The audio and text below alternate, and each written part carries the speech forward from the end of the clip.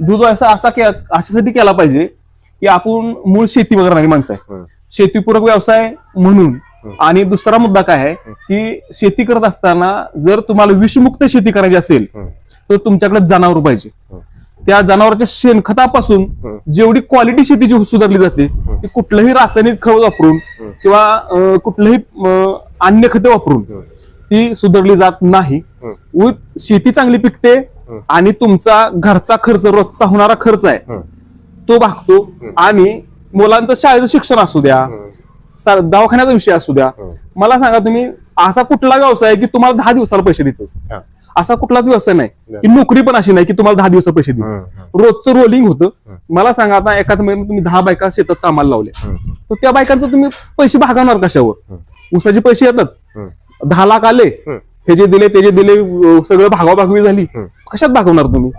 तर ते जे तुमचं अर्थकारण जे चक्र फिरवायचे आहे त्यासाठी तुम्हाला 10 दिवसाला चक्र फिरलं पाहिजे.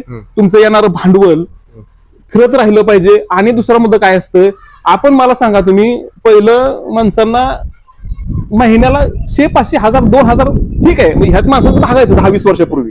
पण आजची अशी परिस्थिती आहे 10,000 तरी भागत नाही.